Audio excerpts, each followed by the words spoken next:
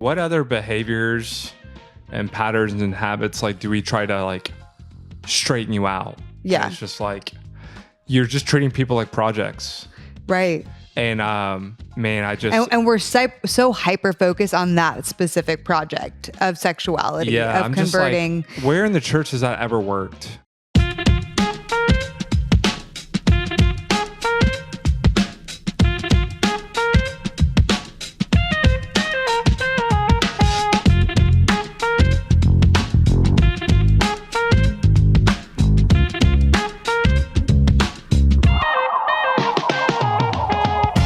What's up, everybody? It's Kate.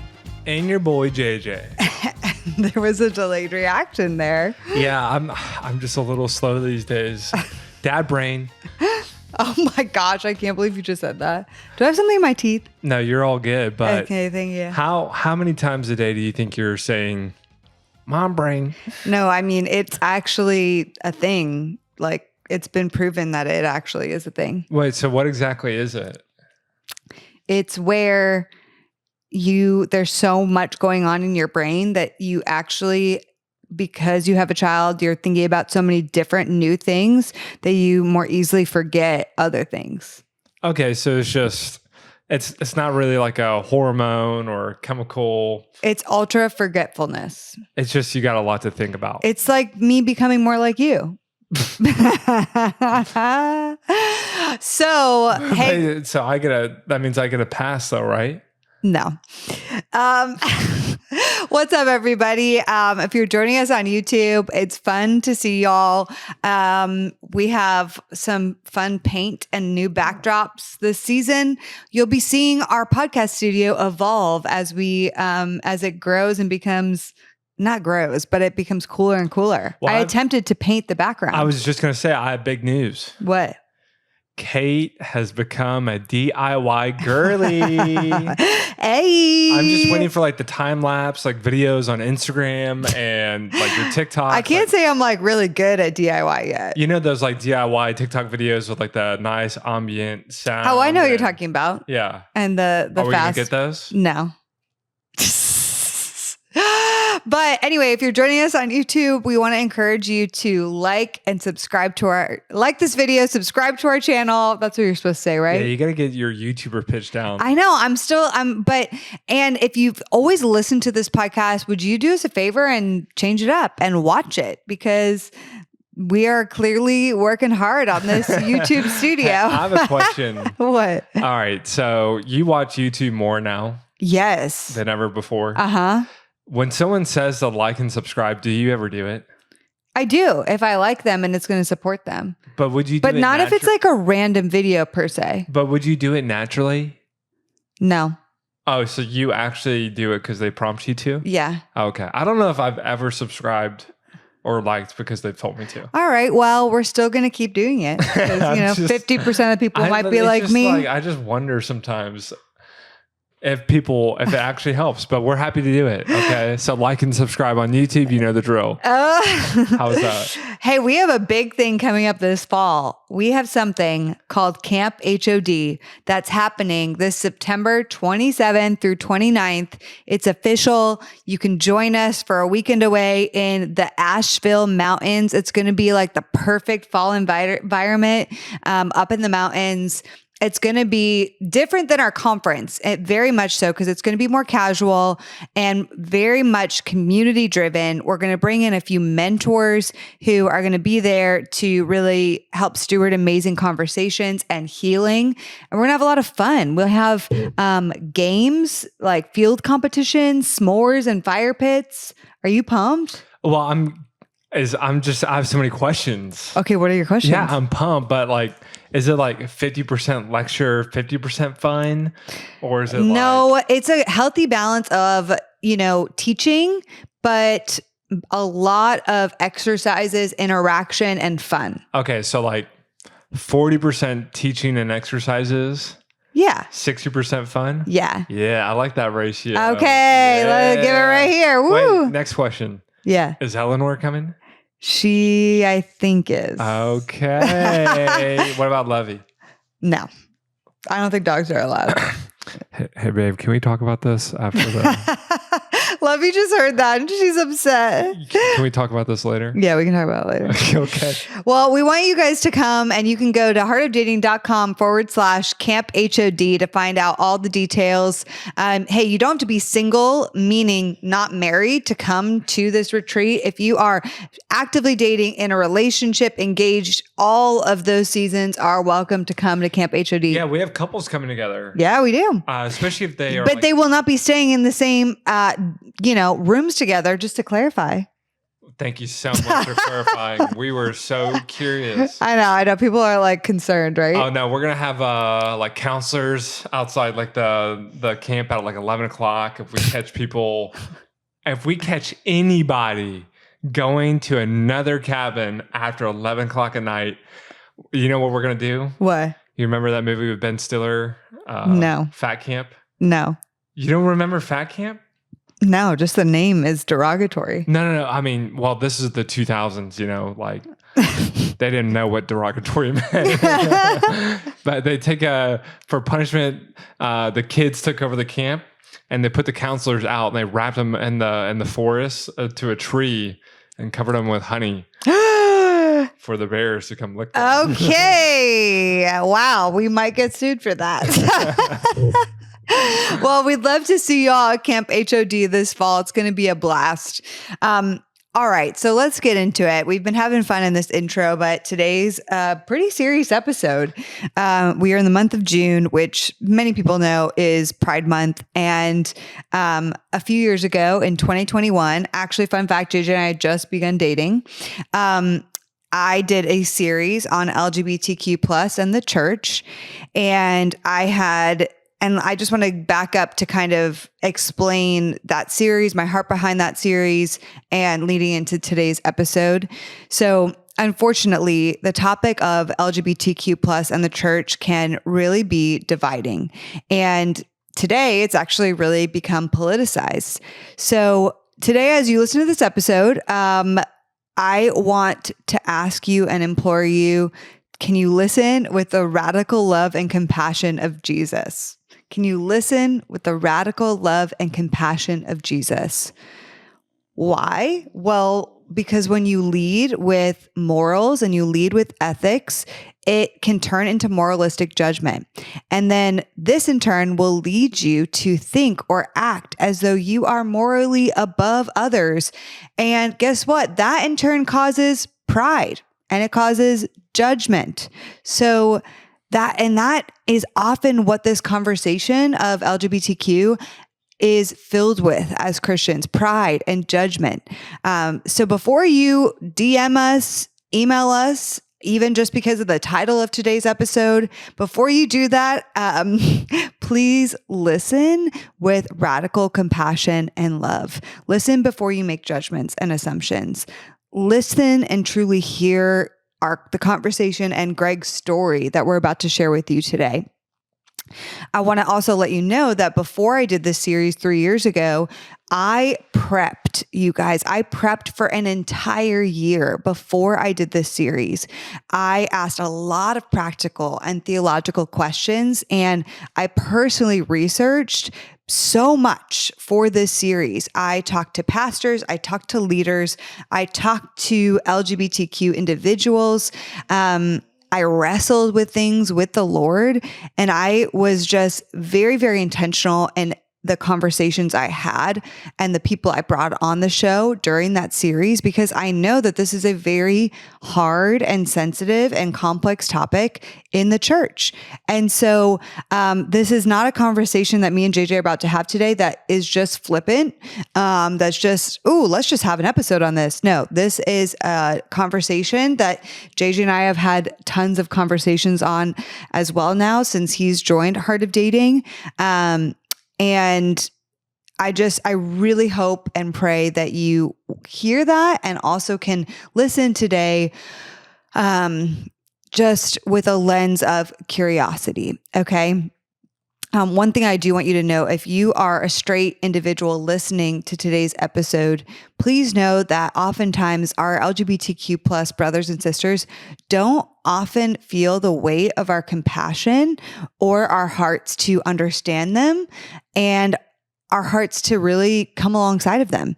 Instead, they often hear our hearts to change them, our hearts to shun them, our hearts to disagree with them or correct them or control them. And that is just so, so sad and disheartening to me. And so if that has been you in the past, let's turn a new page today. So today we are in a season of hot takes, and our hot take is, yes, you can be a gay Christian. Woo! Okay. All right. So I said it. Yes, you can be a gay Christian. I'm sure some of you are getting triggered right now and you just want to come at me through the screen and be like, Kate, what are you talking about? And throw all these Bible verses at me to say why that is not possible. And the reason why, let's just start it off. I know I'm talking a lot. I want JJ to interject. The reason why already off the bat, that is a topic of debate is because the word gay Christian, just those two words together, that phrase, gay Christian, there's actually a linguistic debate concerning those who are Christian and living with a traditionally Christian view of marriage and who are celibate. Can they actually call themselves a gay Christian, or do they have to call themselves same-sex attracted? So I want to bring in JJ because when I did this series, you and I were the beginning of dating, right? And obviously we had conversations around this, and you were definitely a person who was like, single gay Christian or gay Christian, like, what? We can't say that. Has to be same-sex attracted. Like, I don't like the verbiage of gay and Christian together. Is that not correct? Well, you're really in interview mode. I like it. Can you confirm or deny these allegations? I'll be honest. I think up front, it was probably two things. Number one, I didn't really, nor currently maybe believe in edifiers. And so like, I would never say like, I am a drunk Christian or I'm an arrogant, prideful Christian. Like I would never really use an edifier before Christian. Like I'm a Christian who struggles with XYZ was maybe how I originally thought about it. And so when I heard the term, I'm a gay Christian, for me, I'm like, whoa, you know, like, let's talk about this. Cause I would probably say more than anything, it caught me off guard. Yeah. You know, that like kind of linguistic aspect of saying something like, I am a gay Christian. Because secondly, for me and the way I was raised and the environment and the circles of church I was in, the word like I'm gay was super, super loaded. Yep. Like saying and identifying as gay is a very loaded word. So if I hear I'm a gay Christian, like that can mean so many things to different groups of people. Yes. Right? And I think to what you're bringing up actually is that, and I hear you, there's a lot of assumptions with the word gay. Yeah, I should say that. I had a lot of assumptions when I heard the phrase gay Christian. Right. And the word gay, typically when we hear the word I'm a gay person or I'm gay, a lot of us as Christians think, okay, they must be living a quote gay lifestyle. Gay lifestyle is probably the biggest thing. And there's so many assumptions Yes. about what a quote gay lifestyle is. And I'm like, if you're watching the video, let's do gay lifestyle in quotes, because this needs to be air quotes, because like, I mean, what does that even mean? But that's what a lot of people say. You hear the gay agenda, the gay lifestyle. Like Right. these are these buzzwords that you hear over and over in the Christian world. Totally. So I think for me, just step one, and I was listening to you, I was listening to, Greg, I was listening to Preston Sprinkles, listening to people who are highly educated, who are legit God-fearing, really wonderful Christians who are super intelligent and who've studied this for so many more years than I have, is super, super helpful. And the one thing I really had to do to move forward, whether it's this talk or any other conversation, is I had to really acknowledge all the assumptions I brought to the table. Yeah. And when I started doing that, not only could I just kind of lay those aside for a moment to listen, but I could actually listen. like laying down assumptions instead of trying to get into like a theoretical debate, allowed me to actually just simply listen. Yeah. And I think that takes, I had to really humble myself, I would say. Yeah, because we do have a lot of assumptions, and specifically in this realm of LGBTQ, this conversation, it's become so hot. It's like a very big hot topic, and it's become very divisive and divided. Totally. And especially now, with the rise of the transgender conversation, which we're not going to touch on today, but that we did do episodes about that in my series in 2021. You all should go listen to it. But just quickly to go back, the debate between gay Christian and same-sex attracted Christian, I want to kind of give some context around that. And I want to then share what Greg said about why he uses the term gay Christian to describe himself. Versus same-sex attracted. Attracted. Yeah. So in 2018, there was a statement of social justice that came out whose members said this specifically. They said, "We reject gay Christian as a legitimate biblical category." What they were meaning is that they said that if individuals are struggling with same-sex attraction and those individuals believe in a historically Christian view of marriage, meaning one man and one woman, even if those individuals who struggle with same-sex attraction are celibate, these people at the social justice group said you still cannot use the term gay Christian. That is not a legitimate biblical category. Instead, they would say you would need to say that you are same-sex attracted or you struggle with same-sex attraction. What would be the difference? Is it just because what the word gay can carry as far as the gay lifestyle and loadedness of it? And I want to, it's basically because you're saying like it's an identity issue is what people claim. Like, okay, if you say gay Christian, that means it's like anything you put before the word Christian is part of your identity, because Christian is part of your identity. So it's like that's what gay is my identity. Yeah, it's like an identifier. Exactly, like you're saying. So, and their whole claim is that's not a wise thing to do because that shouldn't be a big part of your identity. And I could see that. As a point. Let's hear what Greg has to say, and then we'll discuss. Okay. Okay, sounds good.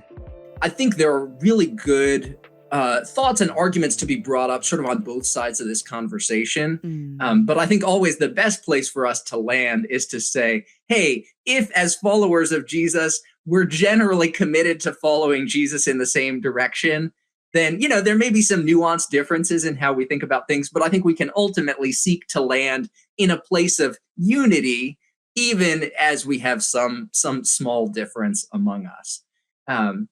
So that being said, the way that I arrived at the conclusion that gay was going to be a more helpful term for me than say same-sex attracted, for me, a lot of it had to do with the question of how can I speak about my experience in a way that's maximally likely to be well understood by the people who I'm most concerned about communicating well with. Ooh, that's good. Yeah. So in other words, who most needs to hear me, and what are the words that are going to help them understand what it is that I'm saying? Because my experience has been that even though inside of some Christian spaces, there can be this assumption that the word gay always means sexual activity, that it's always paired with a certain kind of quote unquote lifestyle. And I appreciated, Kate, that you put that in big air quotation marks, because I think to myself, like, right now, but it's air quotes, y'all. Oh my gosh. Because it's just like, like there's a lot of gay people and we have a lot of different lifestyles. Yes. Yes. I hate blanket statements of like, even when people judge Christians, it's like all Christians are this. I'm like, trust me. Some might be like you're saying, but there are a lot of different kinds of Christians out there. Right? Like there is like a wide variety. Exactly. Yeah. And I think because when I looked at the way that the word gay was typically being used in society generally, at least in the circles I was running in, it seemed to me that people tended, by the word gay, they tended to mean someone who is consistently attracted to the same sex over the course of time. Even phrases like born gay, it really doesn't make sense to say somebody is born engaging in sexual activity. Nobody's born engaging in sexual activity. But the question is, like, can you be born with a tendency to be attracted, only to the same sex and not to the opposite sex? But the question itself assumes that to be gay means to be attracted to the same sex. And when I looked at especially folks outside the church, and especially LGBTQ people who felt alienated by the church, it seemed like the message those folks had heard far too often from Christian spaces was, it's impossible for you to be a gay Christian. And what they heard that to mean was, it is impossible for you to be someone who is attracted to the same sex and follow Jesus. And so I felt like, if that message exists, if there's anybody who feels like, well, I'm gay and therefore that must mean I'm disqualified from the kingdom of God, I felt like those are the people I want to be most clear in speaking to say, no, like, I have an experience that is very much like yours. I too am attracted to the same sex. And yet it is still possible for you and for me to be disciples of Jesus. Even if that means some very costly things potentially, we are still warmly welcomed into the kingdom of God.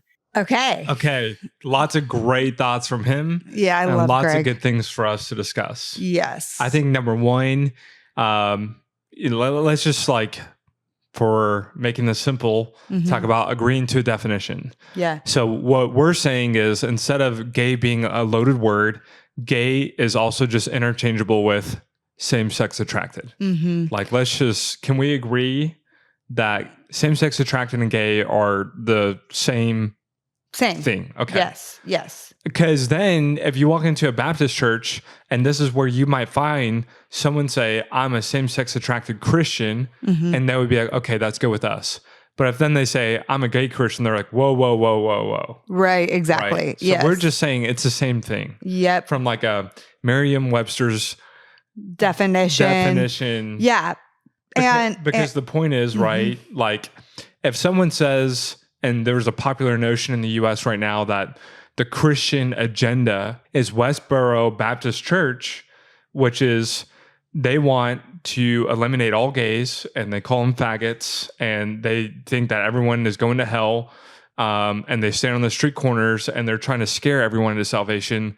And that's known as the Christian agenda and the Christian lifestyle. Well, then us, right, as other types of Christians will be like, hey, we do not believe in that, we don't want to be known as, Christians with this Christian lifestyle and Christian agenda that looks like that, because ours is so radically different. Yeah, it's not really fair to say that the gay lifestyle, gay agenda, while there might have been a very specific agenda created by a group of people who were homosexual in the 60s and 70s to really infiltrate Hollywood and influence culture.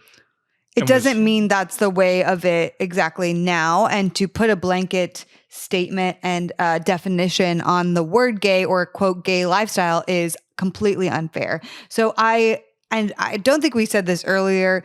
Greg is an incredible guy. He you can listen to the full episode again 3 years ago. He is a gay Christian who is committed to celibacy. He is just phenomenal. He works with Preston Sprinkle. If you guys have ever heard of Preston Sprinkle and his podcast, Theology in the Raw, and just have high respect for Greg. He is phenomenal. And so Greg, as a celibate gay Christian, uses the term gay Christian so that he can reach other people who are gay and let them know that the love of God is available for them just as much as it is for him. Right. And if he was like met a guy at a coffee shop and that guy was like, oh yeah, I'm gay or whatever. And Greg was like, oh, okay, well, yeah, I struggle with same-sex attraction.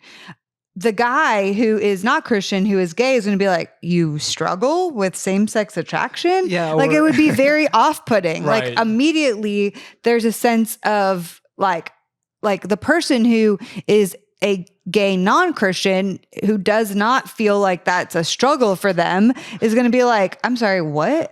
Or what if Greg's like, yeah, I'm also like a same-sex attracted celibate Christian. Yeah. And he's like, I'm sorry, what? Like that would immediately put up a barrier. It's just weird. And that person would be like, oh, you're one of those that wouldn't accept me or try to convert me or try to make me not date and yada, yada. Right. So and immediately there's a block. Greg is saying, I'm more concerned with talking to that guy on terms and a level that he is comfortable and understands than I am about maybe upsetting some Christians who don't like the term gay. Don't prefer for me to use the term and gay want same-sex Christian. attracted. Right. Exactly. What's up, fam? It's your boy JJ. This episode is sponsored by Armra. You guys know I'm always looking for an edge lately, and especially for the summer. I've been trying to cut down on weights and do a little bit more cardio and recovery. So the big thing for me is I really want to feel good. I really want to feel light. I really want to feel recovered when I go into the gym, and I'm going to be doing cardio and hard workouts for 30 minutes, 45 minutes, an hour, hour and a half. I think for me, I most notice recovery in the second half of my workout when it gets really, really tough and challenging and I start losing focus.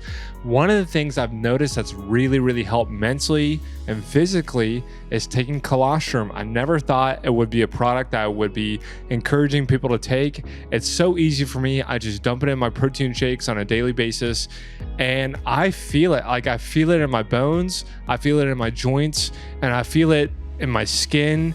I feel it in my whole body, and I was trying to pinpoint what it came from, and it was when I started taking Armra colostrum about 6 months ago when Kate started getting sponsored by them. I started sneaking it, and I've actually really, really loved it. I've definitely noticed it affecting my physical endurance for sure. And so if you guys want to try it, if you guys are a little stagnant in your workouts and you want to try a new product, I could not recommend Armra and colostrum enough. We actually worked out a special offer for you guys. It's 15% off your first order.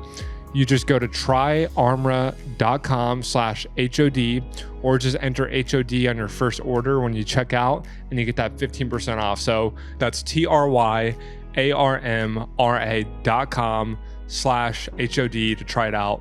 Love you guys. Have a wonderful day.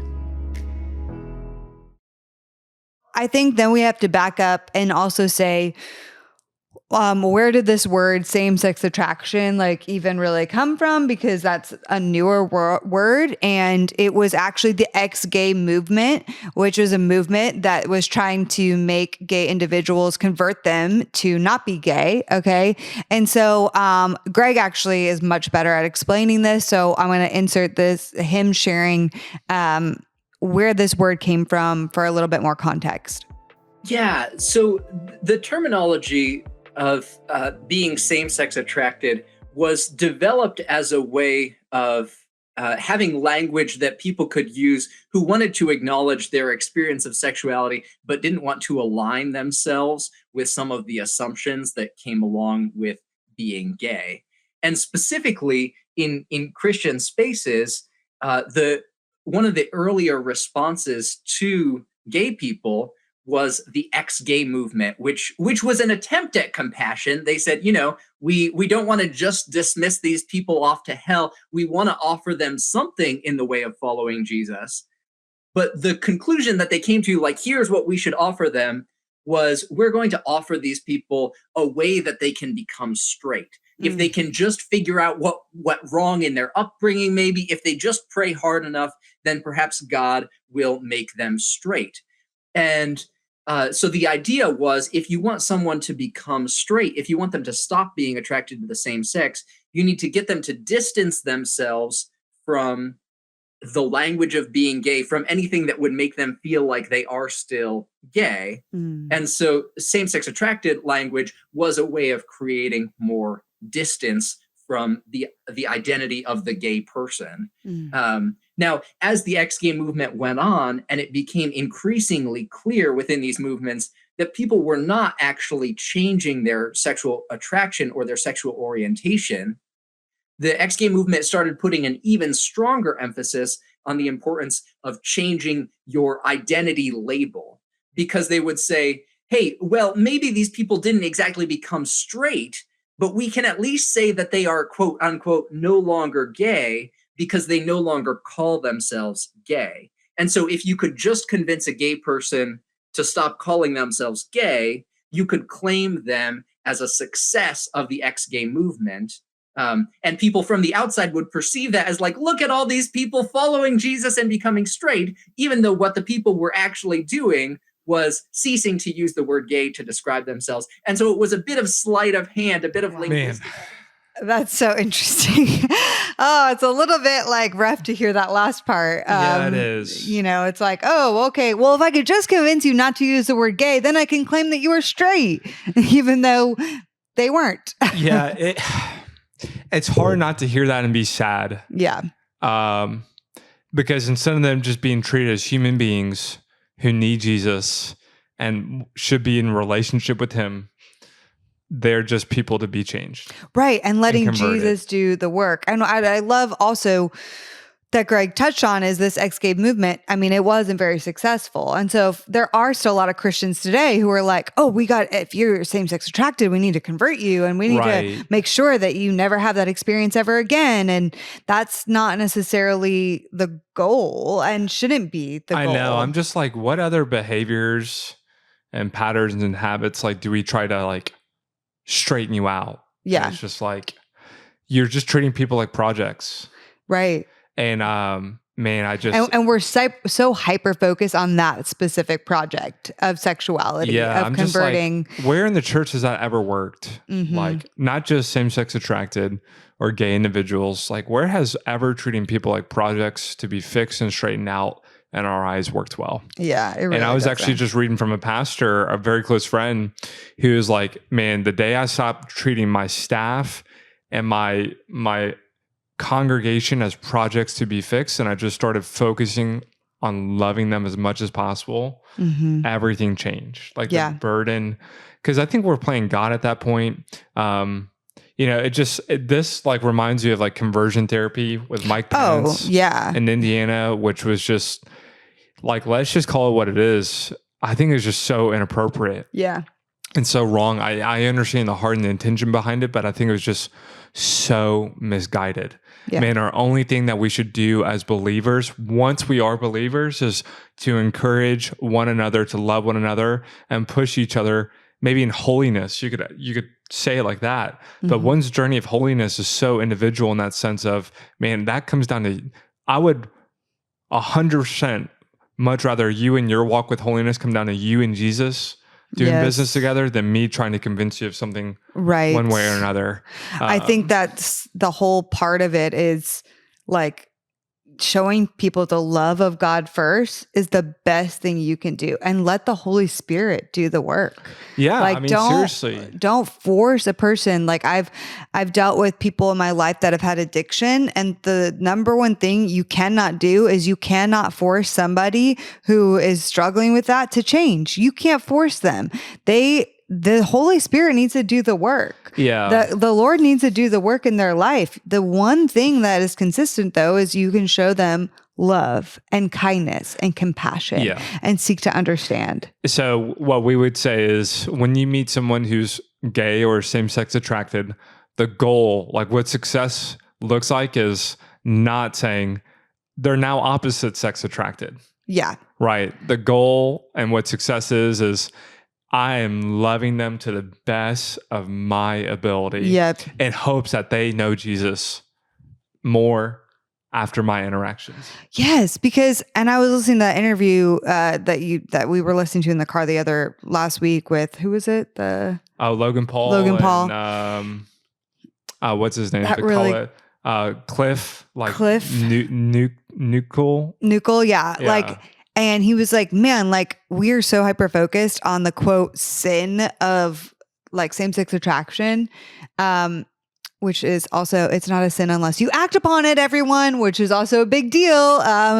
It's not necessarily sin unless you act upon that thing anyway. Right. Internally or externally. Right. Right. The thing is that like, who are we to say, oh my gosh, that's so much worse than things that I go through or struggle with? Yeah. And I think as Christians, as straight Christians, we're so easy to be like, oh, a gay person in our church? Like, oh my gosh, like this is horrible. We must figure out what to do with this person. What Cliff says in that episode is so true. I think what it probably comes down to is just a more personal discomfort and disgust with something that just seems so kind of foreign for them. Right. And they don't view them, or like, here's an example. Me at the gym this morning, if I triple checked the lady in her sports bra and tights and went somewhere in my mind I should not have gone, that for them is a different sin than a gay person struggling with same-sex attraction and lusting in their heart after someone of the same sex. Yeah. Like there's a certain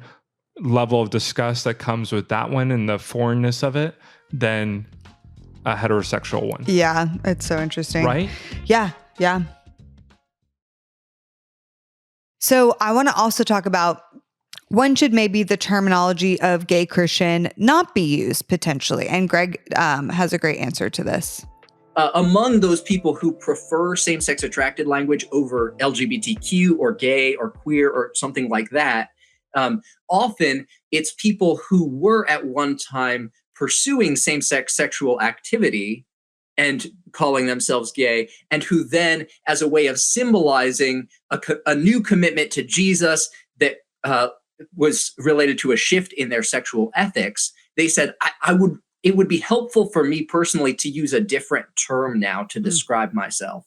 And so I think there can be, I certainly don't want to suggest that, nobody should ever use the term same-sex attracted. Hey, if you find it personally helpful, if using that term helps you be close to Jesus, I bless and encourage it.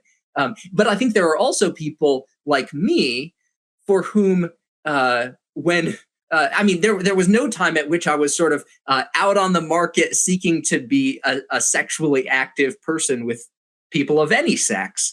And so for me to move from a place of shame, a place of being in the closet, a place of wishing that I would die and nobody would know that I was gay, that was sort of like my dream growing up. I was like, the best way for this story to end is I just die without anybody realizing I'm gay, which obviously has worked out very well for me at this point in my life. But there was a time when that was the dream. Yeah. And so for me to begin to call myself gay, a part of the power of that shift was actually for me to move away from the shame, from some of the sense of self-hatred that I felt when I was growing up, to begin to say, no, actually, there's value in me being really open about my experience. And there's no need for me to feel some excessive weight of shame just because this is how I happen to experience my attraction. So I think Greg perfectly broke it down there, and man, just so much compassion for his experience. And a part of using the word gay and the term gay Christian for him is accepting that, hey, this is a part of an experience that I have that is real and true. And I'm not going to have shame around it anymore. I'm not going to try to hide myself. I'm not going to try to die. I'm not going to try to like shift upon life, pretending that this doesn't exist. This is something that is true about me. And I'm not going to have shame about it anymore, versus somebody who maybe wasn't a Christian and had same-sex relationship, gay relationship, like male on male, female on female relationship for many years, and then decided they became a Christian and decided, hey, I no longer want to date the same gender. I don't feel like that is what the Lord wants me to do. I believe in a traditionally Christian view of marriage between one man and one woman. And yet, because that was my past, using the word gay would potentially tie me to something that I'm trying to move away from. Yeah. And so I love that he, if using the word same-sex attracted would actually help bring you closer to the Lord, as a person who has that experience, then awesome, But I think the point of this conversation is just like, hey, could we be open to both of those terms being used by a celibate, same-sex attracted or gay Christian, and not judge them? But question, so is he saying it's just a personal decision for that person to use same-sex attracted or gay? Yeah. Okay. But whatever term they feel like is going to lead them closer to Jesus. Yeah. So if we can establish that, as an individual who is gay or same-sex attracted and a Christian, it is up to them to decide what term they're going to use. As a straight person who is Christian, how do we seek compassion and not immediately judge somebody if they say, hey, I'm a gay Christian? and not have all these assumptions. That's why we're talking about this episode. That's the hot take. Yes, you can be a single gay Christian. And really quick, I want to interject the prelude from Greg's book, which is called Single Gay Christian. He read it on my podcast 3 years ago in my conversation with him. And I just think it's so beautiful. So I had him read it. So I'm going to insert that here for you guys to hear. I'll tell you how I cried and prayed and begged God to make me straight, or else to make me believe that the Bible left room for monogamous same-sex relationships. I'll tell you how God kept refusing to do either one, how he kept pointing me back to the cross of Christ, how I followed my Savior in costly obedience and became a mythical creature, a thing that wasn't supposed to exist, a single gay Christian. I'll show you the world through my eyes. The books on Christian masculinity that never seemed to be about me. The churches that treated my singleness like an acne problem that could be cleared up with a few weeks' treatment. The sincere Christians who called it love when they talked about people like me with revulsion in their voices. I'll tell you what it's like to belong nowhere. To know that much of my Christian family will forever consider me unnatural, dangerous, because of something that feels as involuntary as my eye color. And to know that much of the LGBTQ community that shares my experience as a sexual minority will disagree with the way I've chosen to interpret the call of Jesus, believing I've bought into a tragic, archaic ritual of self-hatred. Self-hatred. I'll tell you about that too. I'll tell you how hard it is some days to look in the mirror and believe that God could have possibly said over me, as he did over all creation, "It is good." But I promise my story won't all be sadness and loneliness and struggle. I'll tell you good things too, hopeful things, funny things, like the time I accidentally came out to my best friend during his bachelor party. I'll tell you what it felt like the first time someone looked me in the eyes and said, "You are not a mistake." I'll tell you that joy and sorrow are not opposites, that my life has never been more beautiful than when it was most brokenhearted. If you'll listen, I promise I'll tell you everything, and you can decide for yourself what you want to believe about me. All you have to promise in return is that you'll wait a little while before you reach your verdict about me. Wait until you've heard everything. Wait until you know me. And then, well, then the rest is up to you. That prelude always gets me because it's so honest. It's so real.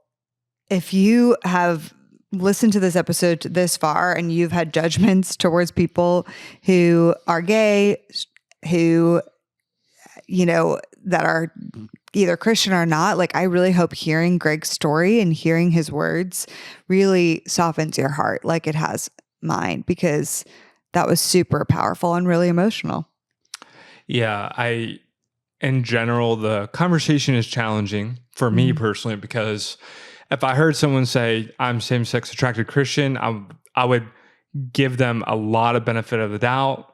I would probably assume, right, a lot of their ethic and their beliefs would be similar to mine. Yep. And then if I heard someone say, "I'm a gay Christian," I'm like, whoa, right? Does that mean that you are going to marry a man if you're a man? So I think what is most challenging for me is if I hear someone say, "I'm a gay Christian," right?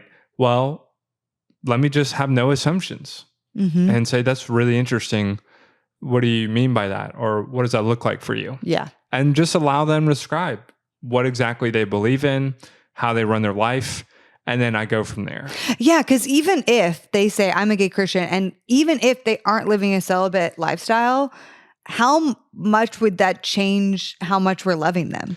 Like, should it at all? Yeah, well, right? Well, it's a good question. Do we treat Christians different from non-Christians? Well, right. Yes, we do. But if I'm a Christian saying that I'm a gay Christian and I'm not a celibate gay Christian, right? Would you treat them any different? Would you show them love any different from somebody like Greg who says, "I'm a gay Christian," he's celibate? I would not treat them differently, meaning I would not love them any less. I would love them just as much. I think the way that I might do community and live my life around them would look different, just as Paul calls us very clearly. I was reading 1st and 2nd Thessalonians, right? Like if someone is living in rebellion as a Christian, the way that we treat them and communicate and share bread with them looks very differently.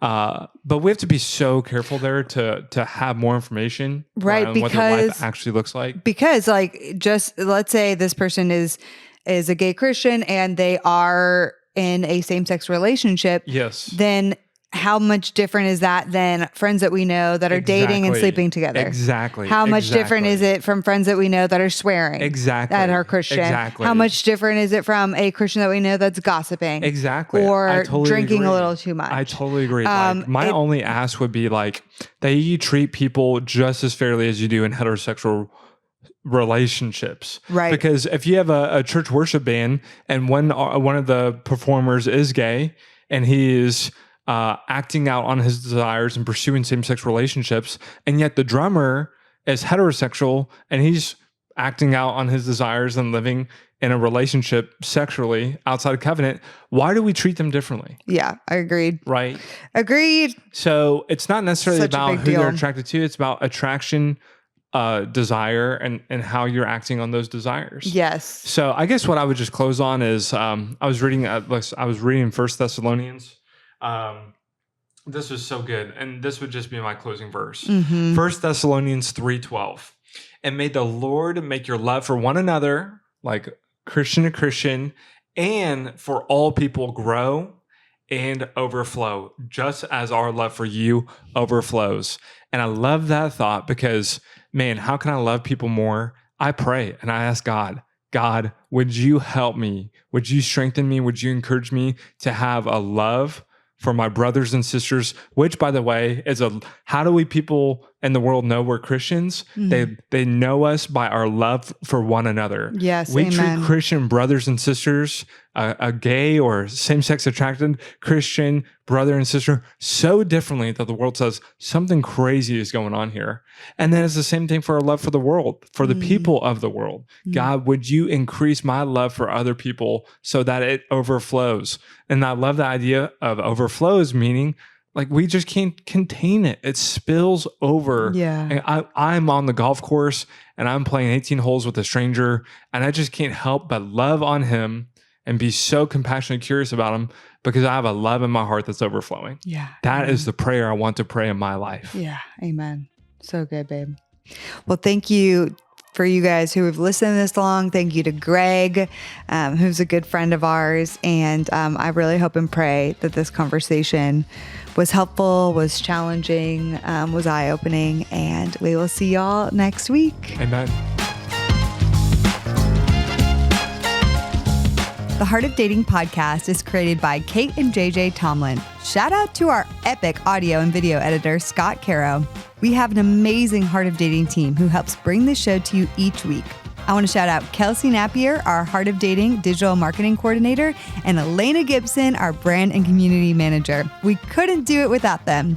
Now, if you guys have never ranked us or reviewed us on iTunes or Spotify, would you consider doing that? It would mean so much because our podcast can get more discovered and more people can learn how to better date as Christians. Don't we all want that? We launch our podcast each and every week on Wednesdays, so we will see you next week.